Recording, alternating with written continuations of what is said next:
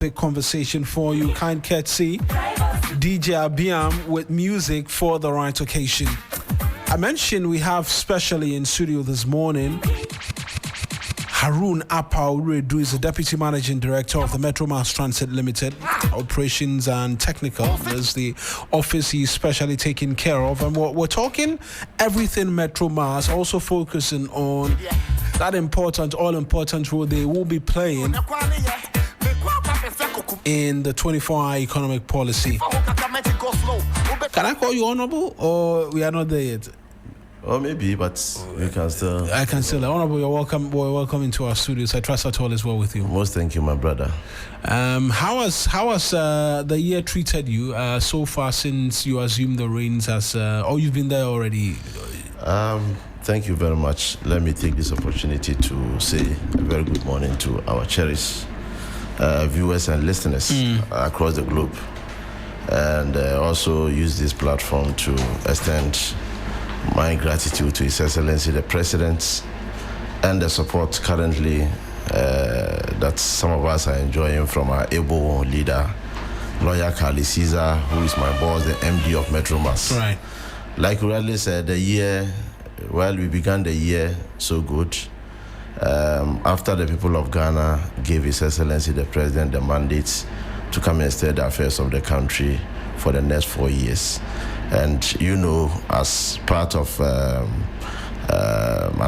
what must be done, President alone cannot govern. Obviously, he will employ the services of persons and individuals that he deems fit and necessary at what point to help him steer the affairs of the country. It is against this backdrop that he appointed Lawyer Carly Caesar as the MD, ably supported by myself as Deputy Managing Director of Operations Technical, and my other colleague, Lieutenant Dennis Chumesi, who is in charge of finance and administration. Well, we got into Metro Mass, or we got at Metro Mass with high hopes, high expectation, even though we knew before we came that Metro Mass was actually gasping for breath.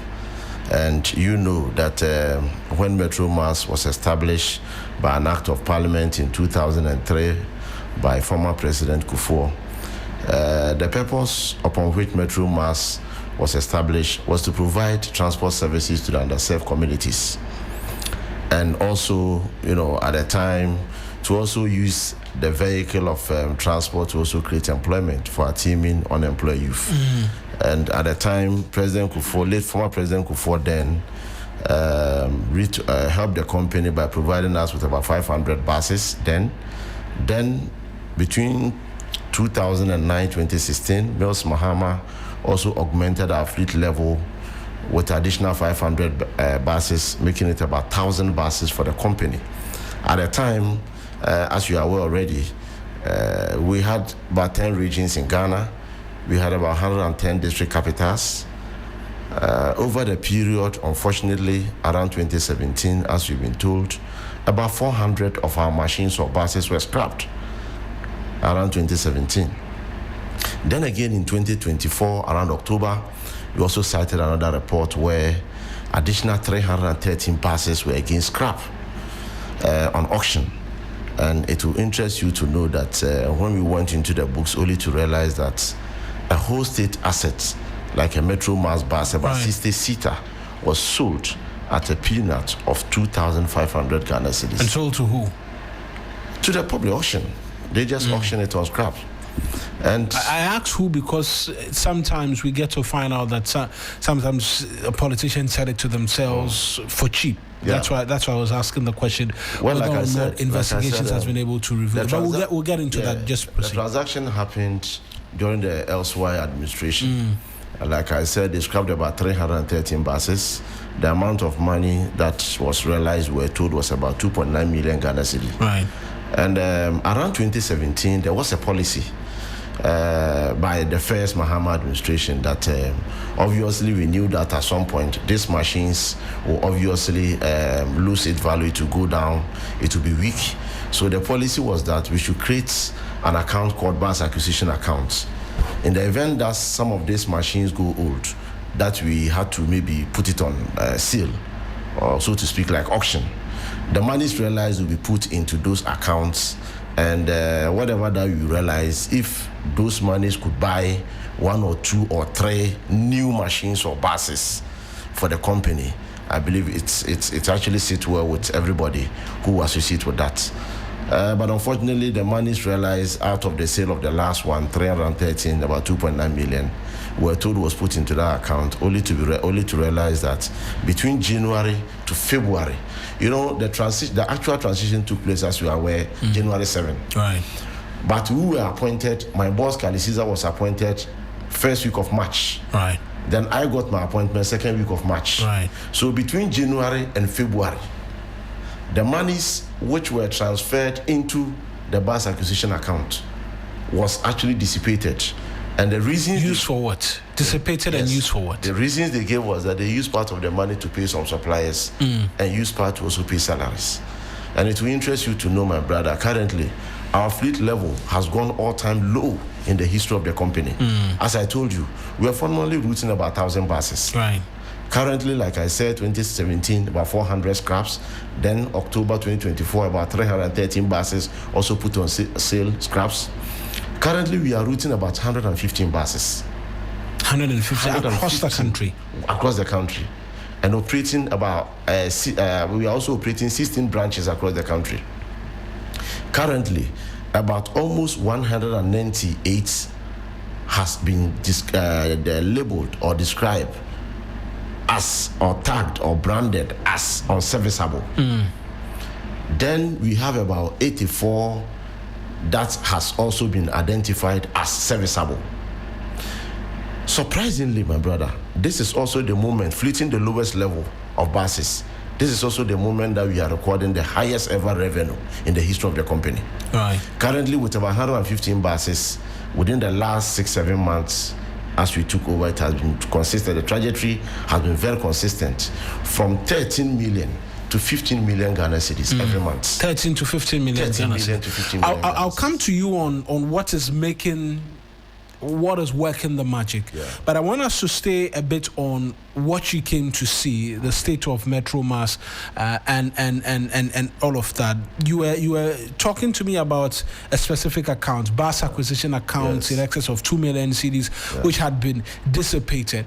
Has there been an audit by this new management to get an understanding as to what the monies were used for, which you came to meet as has been dissipated, to ascertain whether or not indeed that was the case? And has there been an audit of the operations undertaken in the last 8 years to give us a sense as to whether or not right was done us by our citizens? Let's start off from there. Yes, currently as we speak, an external auditor was actually commissioned about 3 months ago. He's supposed to complete his work by the close of next month.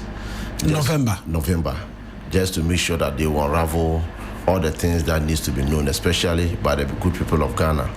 Then on the side of our workers, the HR team was also tasked to also do a few audits regarding our workforce. Right. And with that, the report is out. And it will interest you to know that since 2018, the company defaulted in the releases or timely releases or payment of contributions of our workers. State contributions together with their PFs. And here the PF, the service provider, is Glyco. And since 2018, the company was not paying. But then, surprisingly, the deductions were made on the pay slips of our workers, but the monies never got to the service provider. And we're told that around March last year, Accra High Court actually ruled against the company and described what happened as criminal. And the courts instructed Metromass to pay the old arrears plus interest and the current contribution. And I think some discussions went on. Currently, when we took over, those issues came to meet us. So as we speak, we are paying for the old arrears plus interest and the current. Same for SNET and Glyco. So as we speak, those issues are being resolved, because anytime our hardworking staff or workers go on retirement, my brother, it's one story over the other. And it's so sad having an officer giving his all, serving Mother Ghana, in some cases over 20, 30 years, only for the person to go on retirement to be told that the company, that's Metro Mass, failed to pay their contribution. Meanwhile, these contributions were being deducted on their pay slips. Right. So those issues have been addressed. Then the other issue that we also came to meet was that since 2016, that was the last time appraisals were done on our workers. Currently, as we speak, last month a committee has been put together, and just last week they finished with their work, and I believe that the implementation will begin from next month. Again, we also came to meet a situation whereby salaries were in arrears of 3 months. Right. All those has also been paid, have been cleared. As we speak, we've also increased the salaries of our workers, most especially the critical staff. The critical staff here means our conductors, the drivers, and the mechanics. Currently, the critical staff, we've increased their salaries by 25%, then the senior staff by 20%. This, we were given a direct instruction by His Excellency the President that the conditions of service of our workers across the country, about 1,500 of them, was nothing to write home about. Right. So as part of his resetting agenda, we should make sure that the interest, the welfare of our workers is at the topmost priority of our consideration. And it is against this reason that we also increase their salaries. Another area that was also important for us to state has to do with the allowances. A driver who has been engaged by the company, originally to be routing from, say, Accra to Cape Coast, if, say, tomorrow Metro Mass gets a hiring contract where this driver services is needed to be flying from, say, Accra to Kumasi, obviously, for the driver to move from his original routing of Accra, Cape Coast, now he has to be moving, say, Accra to Kumasi.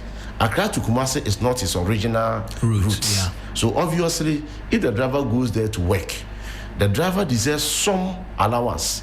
That allowance, we labeled it as out-of-station allowance. For the last regime, we realized that a driver could go on an official assignment outside his original jurisdiction. And this driver is given about 80 Ghana cedis. This 80 cedis of an allowance is supposed to take care of both his hotel, accommodation, and feeding. So again, the President, His Excellency John Dramani Mahama, admonished us that we should increase it from 80 Ghana cedis to 200 Ghana cedis. Then our conductors too formally were taking about 50 Ghana cedis per day as the out-of-station allowance. That has also been increased by 150 Ghana cedis. Right. Again, we also realized that our critical staff, there was nothing like an insurance package. In the event that in the discharge of, their duties, they are saddled with some issues of accident cases, there's nothing like an insurance cover. So currently we've done a workman's compensation, which we were directly instructed by the President to do that on behalf of our workers. And I think this and many more are some of the reasons why today you could see that Metro Mass is actually getting some fresh air. I hear you mention a lot of things by the direction of the President. Yes. I'll ask you a specific question on what the KPIs the President has set out for this new management is shortly. But I just want to round up on the situation you met when you arrived. Do we have an understanding as to the total debt portfolio which the company was faced with? Because we know that when the President assumed the reins of office, one of the many things he sought to do is meet state-owned enterprises quite a number of times because they weren't making profits. There were lots of losses and the likes. Do we have the understanding of what it is that you're working against? And then perhaps we can begin to talk about what it is that you're doing to make progress. You've mentioned bits and pieces of it, but generally, give us an overview of the debt situation. You've mentioned bits and pieces of what the challenges were, poor worker remuneration, amongst other things, which you have changed. But just give us that final one, and then let's proceed. Currently, in the books, we came to meet 135 million Ghana cedi as debt sitting in our books, plus other incidentals. Owed to who? And Ghanaians will be interested in that. Most cases are service providers, like I told you, the SNET one, yeah, Glyco, Then that of also our general suppliers. And again, we also realized that government of Ghana through Ministry of Finance also purchased some Wangai buses, and the company was supposed to work and pay for those buses. Unfortunately, the company couldn't pay, and all those are currently sitting in our book. So that, like I said, the official amount stated in the book is 135 million Ghana cedis plus other incidentals. And surprisingly, the last 7 months, ever since we took over, every month we've been clearing some of the debts. As it stands now, we've cleared close to over 10 million out of the debts, right? Which we are still in excess of 120 million. 120 million Ghana cedis currently in the last 7 months. And like you rightly said, surprisingly, what sometimes baffles us so much has to do with the same period under review. Last year, the previous management were routing close to about 250 buses. 250. Then they were recording little above 10 million Ghana cedis. The operational cost was around 11 million Ghana cedis. This bound to make losses. This time around, we are routing 115 buses averagely in a month and recording about 15 million Ghana cedis. So we are able to pay for all our operational expenses and also save some to pay the debt you came to meet. So it is so surprising that you are fleeting the lowest level of buses in the history of the company, but this is also the moment that you are recording the highest ever revenue in the history of the company.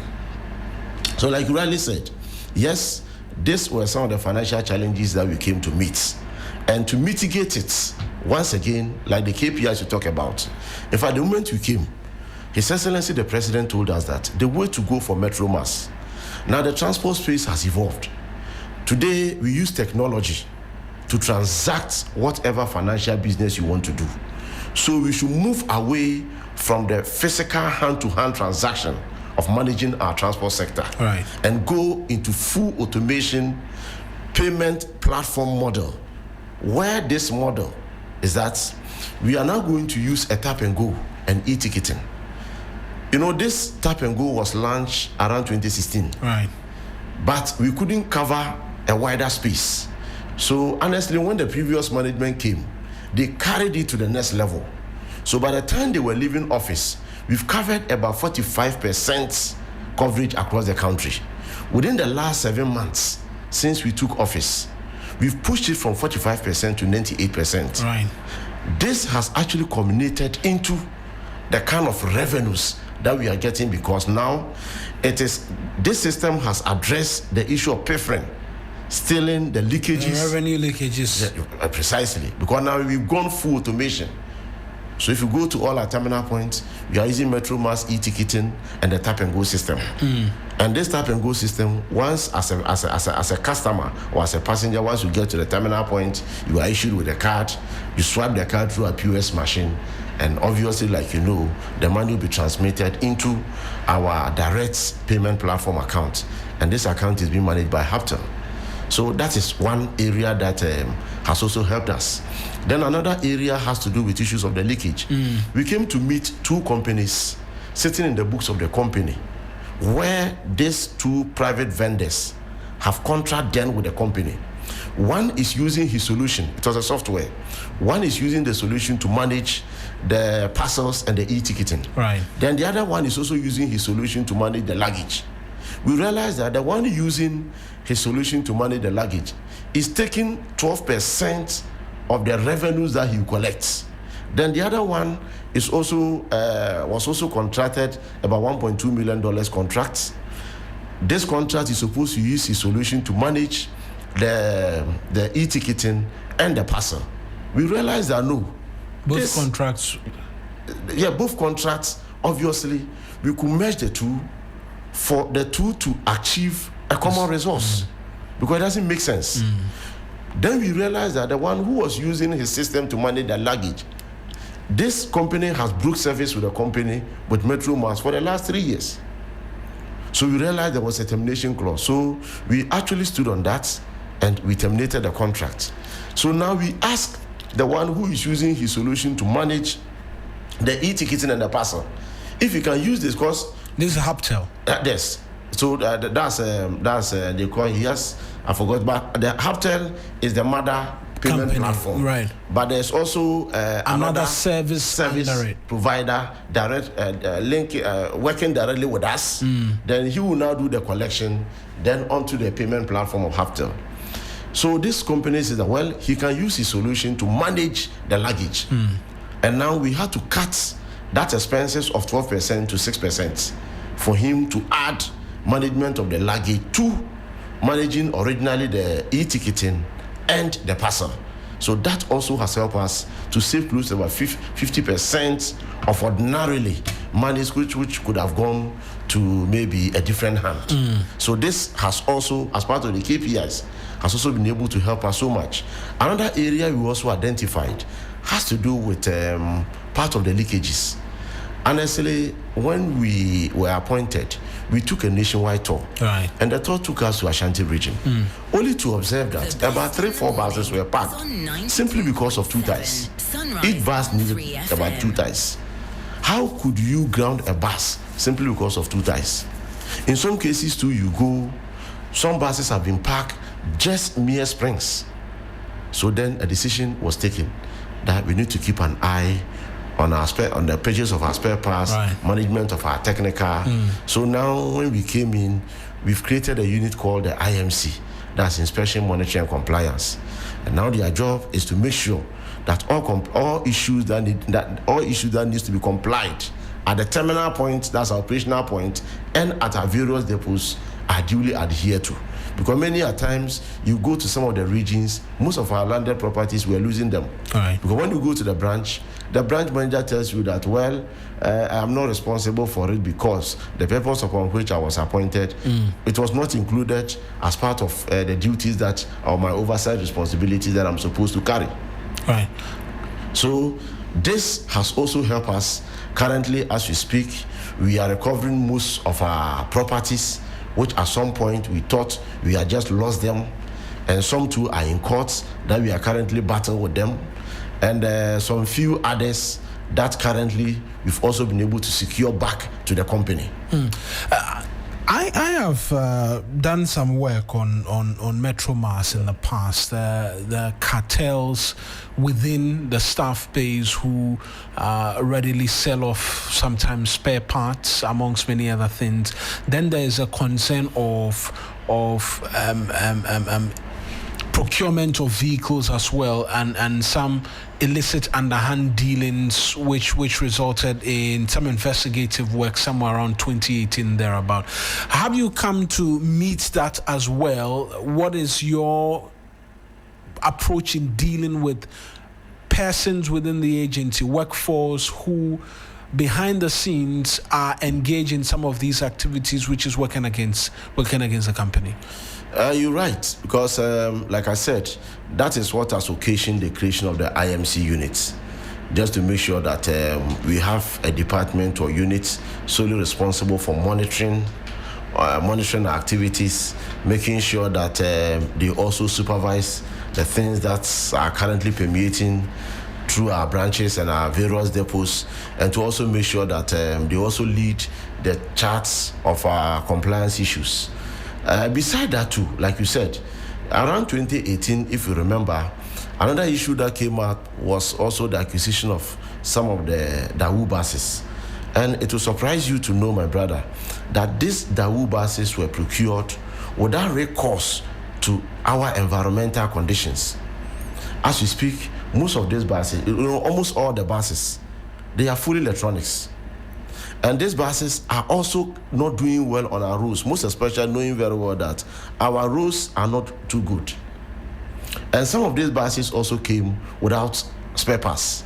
So currently, most of the parked buses of Metromass are the Daewoo buses. And these buses virtually, in fact, they've become an albatross on the neck of the company. The only bus that is currently surviving the company is the VDL DAF engine buses. Right. So like you said, I just told you that we've actually auctioned and also, in fact, we've actually commissioned an external auditors who have begun their work already in the last 2 months, and they are supposed to submit to us their reports by the close of the month. And hopefully, I'm sure, all these issues will be captured. And once the reports is in, or once the reports are in, we will obviously, make copies available to the sector ministry, the Attorney General, and the President for actions to be taken. Let's talk revamp of your operations. You mentioned you're currently 115 buses. Yeah. There's obviously the need to have that increased. As at now, you're doing 15 million in revenue. Yes. When you clear your operational expenses, or around 11 million, yes. You're left with 4 million to pay debts that you owe. How are you, as a new management, going to procure new buses to increase the fleet? Because per what it is that you're doing, if the fleet were increased, it means more revenue. You're right. I just told you that when Metro Mass was established in 2003, but then we had about 10 regional capitals or 10 regions. Right. Then we had about 110 districts. Currently, as we speak, we have about 16 regional capitals or 16 regions. We have close to over 260 districts. And today, the transport space has evolved. And the taste of the Ghanaian traveler has also changed. Like you said, as part of our vision to retool the company, we have short and medium and long-term objectives. Currently, our short and medium-term objective is from now till the first quarter of next year, retool the company with about 500 buses. Then, from next quarter of next year to December next year, we also augment our fleet level with additional 500 buses, making 1,000 buses. It is also important to state this. Previous government also, if you remember, around November, a few weeks to the elections, we were told that the then candidates, Baumia and former vice presidents, commissioned about some few EV buses. We were made to believe that the EV buses were 100, which government of Ghana has paid for. When we came in the books, we realized that they actually paid for 10. And those are the EV buses flying from Adenta, Kimbu, all the way. They're operational? Yes, they're operational. All 10? All the 10. But as we speak, there are serious challenges regarding those EV buses. As part of the contracts, the vendor or supplier was supposed to have mounted 3 charging points, one at Adenta, the other one at our main head office at Kaneshi, then the other one at Kimbu. As we speak, the vendor actually mounted 1 charging point at Adenta. Head office, we have no charging point. Kimbu 2, we have no charging point. 2, the capacity of those machines or buses, the buses full charging hog was supposed to be doing about 250 km. 250 kilometers? Yes. As we speak, once the vendor is able to complete 1 cycle of charging, and the moment 1 cycle of charging is completed, the bus is only able to do 160 km. It takes about 3.5 hours to be able to charge just 1 bus. Meanwhile, under normal circumstances, if the charging system is that robust and strong enough, it shouldn't take us more than between 30 to 40 minutes to complete 1 full cycle of charging a bus. So when we came, and again too, we also realized that the rates were also too high. Per unit, they were charging us about 5 cedis. So we realized that we must go into the agreement. Along the way, when we told the service provider that we need to subject the system to standards authorities' further investigation, the vendor pulled out. Then we realized that we were told that the inauguration or the commissioning of those buses, which took place somewhere around November last year, prior to the elections, those buses came without charges. And they actually resorted to some few home use charges, which was used for the commissioning. And instead of government of Ghana at the time, or those who were there at the time, to insist on the vendor to actually supply, because part of the contract, to supply the company with brand new charging system. They were still using the old charging system. And that is what occasioned a bus will be at the charging bay for close to over 3.5 hours before the bus is able to complete 160 km of a charging capacity instead of the 250. So now the bus can only, in literal term or in a layman's understanding, the bus can only do from Kimbu operational point to Tema, from Kimbu to Tema, Tema back to Kimbu, Kimbu back to Tema. If the driver is not watchful on the dashboard, the bus cannot return back. So obviously, at the third flat, that bus must move straight to Adenta to go and do another charging. But if we were charging the buses at 250 km, it should be able to complete the day's work for those, routed buses. Help us understand this again. We imported 10 buses, electric buses, yes, originally supposed to be 100. We brought them into the country without chargers. Yes. We went into an agreement for 3 charging stations. Yes. We got just 1. Yes. And this has affected the operations of the bus. Has this been brought to the attention of respective authorities? Because oral is supposed to be active. If anything, there's the arguments that can be made easily about causing financial loss to the state and this contract not seeing its true intentions. Who is supposed to be answering questions for this procurement and the fact that we didn't get what we paid for? So it is again this preliminary observation that has also occasioned us to add investigating the transaction regarding or emanating from that agreement. It's taken long. Yes, that's why I said that the year is almost ending. Yes, we've not been able to unravel investigations in relation to Metromass since you are. Precisely because we gave the external auditors between 4 to 5 months to carry out their mandate, which, as I told you, I'm sure by next month they may be wrapping up to share their report with us. And like I told you, could you believe that fleeting these 10 EV buses, the last quarter, when I checked, we made just about 220,000 Ghana cedis. And the cost of the charging was around 85,000 Ghana cedis. So if you take 85,000 Ghana cedis to about 220,000 Ghana cedis, as a company, you realize that we were making about 140,000, excluding other operational costs, payment of salaries, maintenance. So you realize that instead of these EV buses under normal circumstances, which were supposed to be profitable, they are now actually draining the company because the cost of the charging is so much so that it is actually draining us. So currently, as we speak, the president once again intervened, and we are currently mounting a charging point, one at the head office, our own, which is going to be the property of the states. We are currently mounting one at the head office at Kanishin, then another one too at Adenta 1, then again at Kimbu. Because the one at Adenta belonged to the private vendor.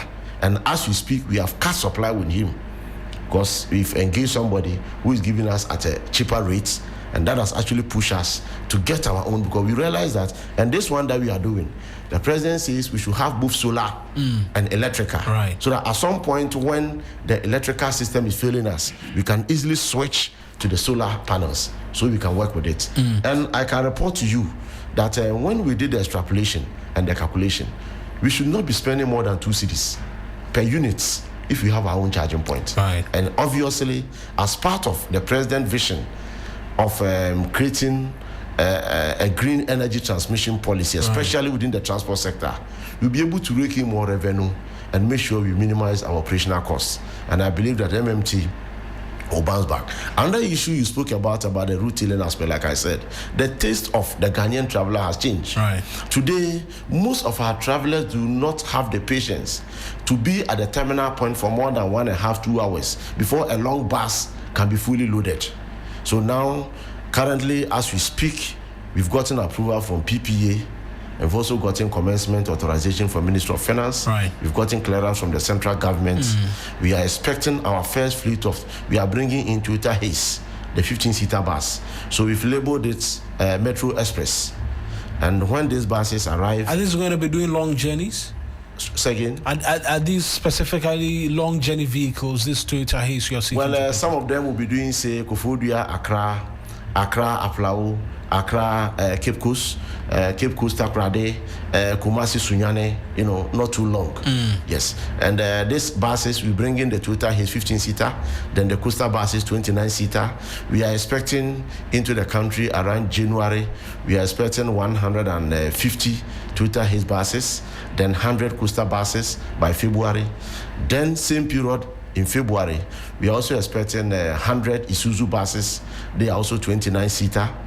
The Isuzu deal is supposed to supply to Metro Mass about 300 buses, but the first batch or the first phase will be around February, and management will be visiting the manufacturing points around the 4th December to go and inspect the final finish of the machines together with the branding.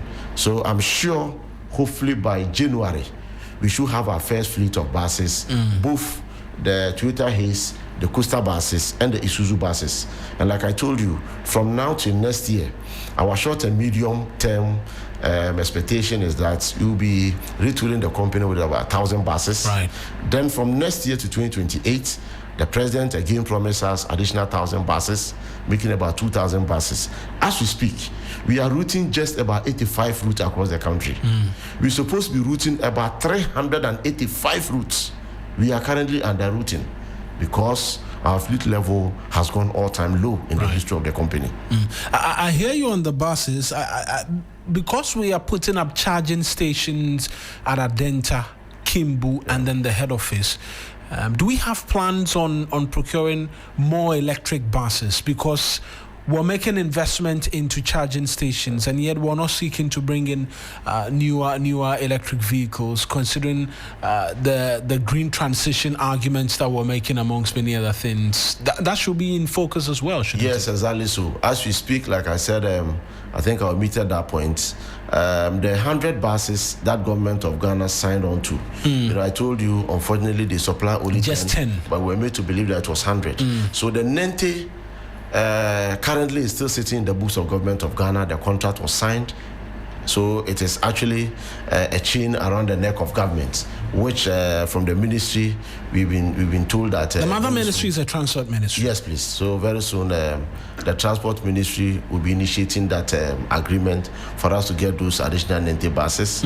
But obviously government will have to now lay out a new payment model or payment arrangement with the service provider. Then again, the president again has also pushed us to be engaging vendors, not necessarily supplying us with EV buses, but to make sure that we build the EV infrastructure. And the EV infrastructure this time, we should go the multiple ways. The multiple ways here means not only necessarily on electrical. Right. We should also be looking at solar, so we can take maximum advantage of the situation. So currently there are about 4 or 5 companies that I can say on authority that 2 of them due diligence have been done on them, and very soon we'll be packaging their proposal to PPA, then from there to Ministry of Finance for commencement authorization. These companies are going to mount or spread across the country EV charging points as well as solar charging points, so that almost all the places that will be routing, charging will not be a problem or challenge to the company. So now the understanding is that they will mount one major charging point in Accra, right, one at Kumasi. But in between Kumasi and Accra, possibly they will mount one around Nkoko, one at Koforidua, then one at Konongo. So in the event that, because anything can happen, the buses are machines. In the event that those machines plying those routes runs out of power, they can easily find the nearest charging point to charge their machines. This, I can report that 2 of them, proper due diligence have been done on them, and their report will soon be sent to PPA, again to Ministry of Finance, for the process to continue. Whilst the other 2, they are currently before. There is a bus acquisition committee, right, which has been commissioned by which has been commissioned by management, approved by the board. So the two are also going through the process with the bus acquisition committee, and I believe if they also satisfy the precondition arrangement, they will obviously come to augment, or they will come to add up to the two who currently have passed our first test. Ayalolo buses, yes, are they under your purview? Have they been brought to you for management? Because we did a report where a number of them, you're under resource in terms of buses.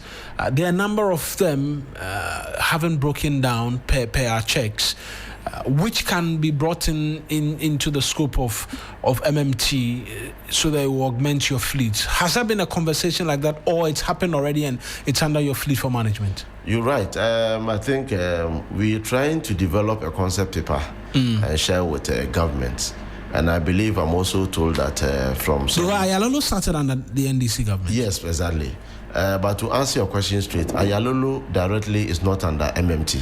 Ayalolo is under Ministry of Local Government. Right. Yes, and now there are some few talks where people are expressing their idea or reasons that as a state we've gotten to a point where we should be able to put all these state allied transport agencies under one umbrella called a National Transport Authority, where say Metro Mass, STC, Ayalolo, and all other allied state transport companies we put under one umbrella, which will also be managed by one board, managed by one executive management team, so that it will give a true meaning to proper supervision. Right.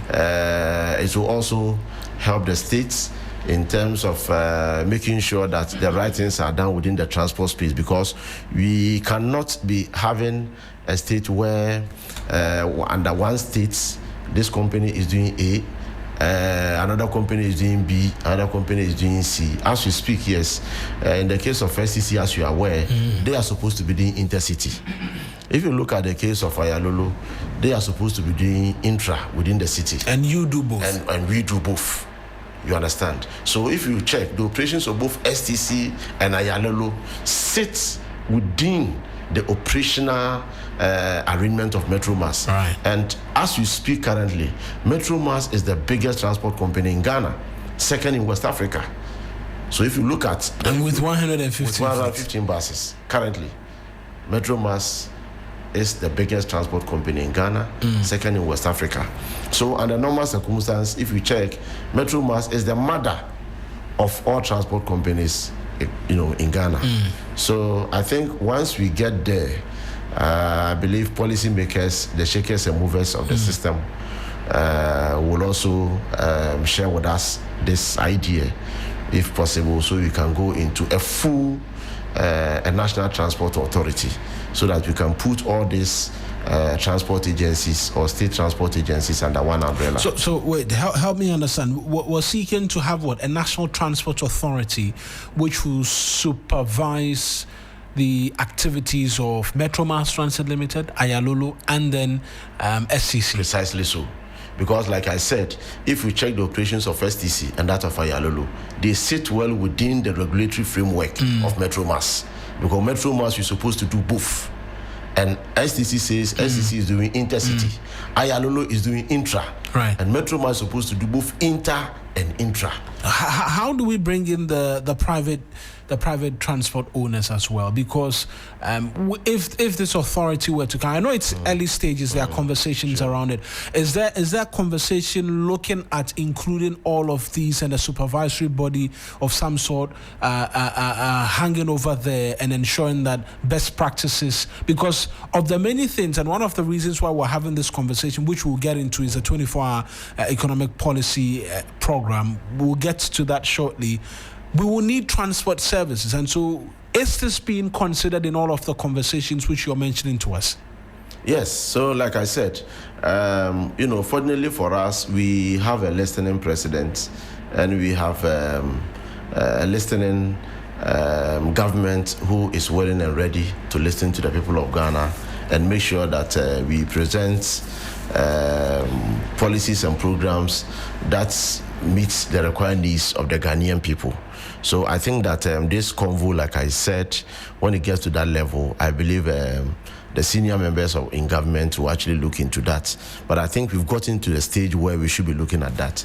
Because, like I rightly said, currently as we speak, if you look at the composition of Metro Mass Board, the board is fully represented by our shareholders. Right. Government of Ghana controls 45% shares. Then the following state institutions also controls the remaining shares. NIB, 55%. NIB, ADB. Right. Then we have Senate. Then we have SIC. Then private company like Prudential Bank. Then we also have state company Goel. So all of them have shares. All of them have shares. In Metro. And their shares put together gives them 55% shares, while government of Ghana, central government, owns 45%. So obviously, you realize that it is still government of Ghana who controls close to about 99.9% shares, with the exception of what Prudential Bank is currently managing enjoying. So on our board scheme, you realize that each of these shareholders, they have a representation on the board. Right. Then central government, through the ministry, also has a rep on the board. So once we get to that level, you realize that the discourse on the table becomes so dispassionate. It becomes a discussion that will collectively inure to the benefits of the Ghanaian people. I cannot speak for what happened previously, but I can speak for the current board of directors. Whenever you go for board management meeting, you realize that the consideration has always been Ghana first. Right. The consideration has always been, how are we helping the president to reset the country to the level that we can all be proud of? And I think that it is worthy of commendation. Yes. Right. Worthy of commendation. Let's talk 24-hour economic policy. For you at Metro Mass, the government is readying itself to go big in terms of having the country run 24 hours non-stop. Transport is a huge part of it. With 115 fleets, you're expecting some more in January of next year. How ready are you to be able to help the government achieve this dream of a 24-hour economy?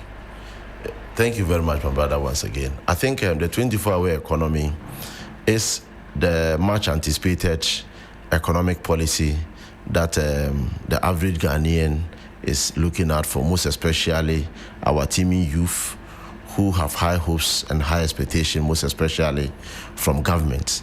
And as a company established to provide transport services to the underserved communities and the Ghanaian people, we are enjoined, we are mandated to provide transport services transport services that is affordable. We should also provide transport services that every Ghanaian will have the opportunity to benefit, irrespective of your color, race, or your geographical or economic situation.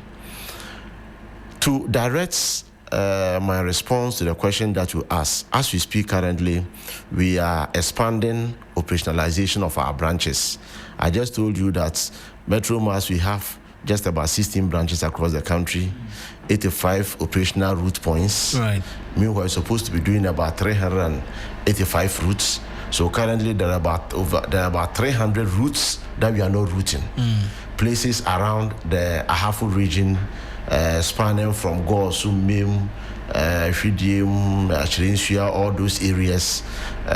From next month, we will be going there to open new branches there in full anticipation of the arrival of our new buses. And once those buses come, like I said, it will really serve the purpose of persons and individuals who are living in those parts of the country. Same also applies to other newly created regions where currently we are not routing. The additional 6 regions, we're supposed to be creating all our branches there to make sure that when the new buses come, we can deploy most of these buses in anticipation of the operationalization of the 24-hour economic policy. And you know, as a transport company, Metro Mass is going to be a foundational pillar. Metro Mass is going to be a foundational pillar to the fully operationalization of the 24-hour economy. You know, I know, at off-peak time, where the 24-hour economy will function prominently will be at off-peak time, that's in the night. And around that period is where normally we have challenges with our transport system. Right. And as a company, and that's the more reason why, if you checked, I told you that we are bringing in new fleet of buses. Some are short chassis, others are long chassis. And the short chassis, like the Toyota Haze, the Coaster buses, as well as the VDL buses, will be used fully to help the realization of the 24-hour economy. How though? Because I look at the Toyota Haze in particular. Yes. You know, it's kind of shut. Once you get into it, you shut the AC is on and all of that. Is this going to be intra-city or it's going to be intercity, particularly on just the highest buses? See, I just told you that some of the buses will be routing from, say, Winneba to Kaswa, Winneba to Accra, Kaswa to Accra, Swedru to Winneba, Cape Coast to Takoradi, Koforidua to Accra, Koforidua to Aplawo. So a nurse who stays at Winneba, who works at Kaswa Government Hospital in the night, can easily get a dedicated operational buses routing from Winneba to Kaswa at night as part of the 24-hour economy arrangement. A pharmacist who is also operating from, say, Swedru, Aguna Swedru, to Bodriase, knowing very well that meanwhile this pharmacist stays at Bodriase, but he works at Swedru. This pharmacist knowing very well that Metro Mass is reliable at night, he will always be there to get a bus to his workplace. Then once he's coming back or once he closes, he'll still get a bus back to wherever he stays. So that's why I said Metro Mass is really a foundational pillar as part of this 24-hour economy policy, because as a transport operating company, our main duty is to ease the transportation of goods and services from one point to the other. And you know that if all things being equal, at off-peak time, most especially around nights, businesses are going to flow. And these businesses are not flowing with human-to-human contact. It's also going to be an exchange of goods and services. And Metro Mass will be there to serve those purposes. And like you are aware, so this has also helped us. Currently, we are also procuring what we called Metro Cargo Services. This Metro Cargo Services, we are procuring a cargo trucks spanning from 10 tons, 20 tons, and 30 tons. What we are going to do as part of our 24-hour economy is that economic policy is that we want to bring in what is happening or permeating elsewhere, the door-to-door arrangements. So what we want to do is that, assuming you are at Adisawe here, you want to transfer maybe some rice, or you want to send some rice to your mom in Kumasi. Right. You just call, you display a toll-free number. You just call that number. Somebody will pick, or somebody will respond. The person who will respond will take direction to wherever you are. Smaller, smaller trucks, like what we labeled or call them Aboso Kaimacho, the smaller ones, will be tasked or detailed to come directly to where you stay. Pick up the item. Those smaller trucks, when they come, they have mobile weighing machines in them. They weigh your stuff right in front of you. Then you'll be given a tap and go card. So you pay through the POS machine, and it will go straight to our national payment collection platform. So once your items are picked, the items will be deposited to the main head office. Then it will now be unloaded onto the 10 truck or 20 truck or 30 truck capacity of that haulage truck. This truck will pick your staffs straight to Kumasi Abreport Junction. When your staffs get to Kumasi Abreport Junction, at Abreport Junction, your mother or your uncle or your grandmom will be called that her staffs are in. So she will then also give direction. If she cannot come on her own to Abreport Junction. Then there are also smaller trucks, like the ones that we use here. There are other smaller trucks. Those trucks will pick your staffs straight to wherever the final. So you're putting together an elaborate scheme or elaborate system where it can deploy and deliver and engage in deliveries of goods and services in quite heavy quantum as well. Let's just round up the conversation still on 24-hour economy and the services you'll be rendering in addressing peak and non-peak hours. We know the private transport operators, they make quite a lot in terms of money in the running of operation of their businesses. How are you seeking to manage what could potentially be a clash between yourselves as and when these new fleets come in? Because on average, Metromass is cheaper as compared to the private trotro. How are you seeking to manage that in the look ahead to the 24-hour economic policy? And even now, you are supposed to be helping reduce inflation in terms of transport services, because that's a direct causation agent of inflation as well.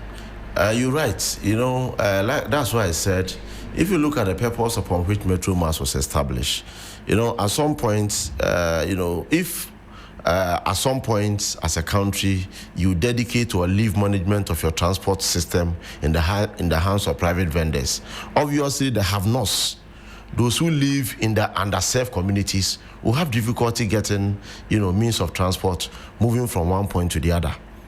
And that is actually what occasioned government of Ghana then to fully take charge or control a transport company like Metromass, so we can also give respite to our people, most especially those who are living below the bar.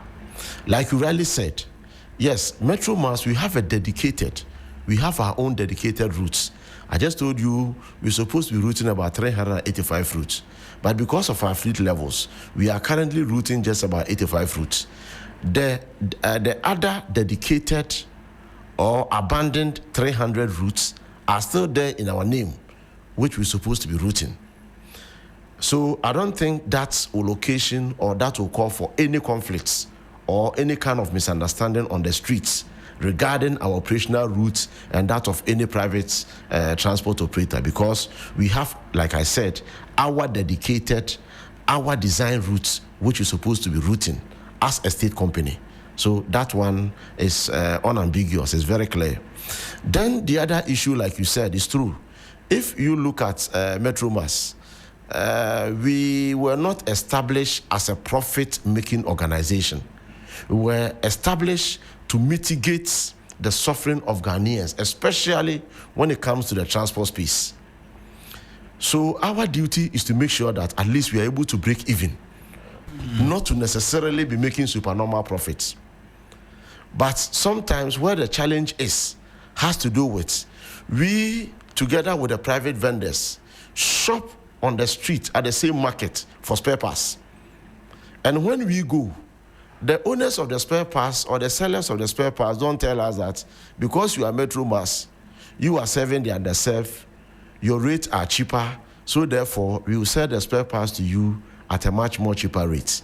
We are buying the spare parts same rate as private vendors are also buying. That is why in our case, the only respite, the only economic shocks we are receiving from government has to do with supply of buses to us.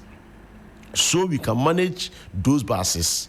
One, to make sure that we create an enabling environment for the ordinary Ghanaian to have access to transport services. Two, to make sure that whatever that we are realizing as part of our operations, we are able to manage it well, to pay salaries and to stay afloat and to stay in operation, so that the company can grow from strength to strength. So I believe that, like you rightly said, there wouldn't be any room for a clash. Like I said, we have a dedicated routes.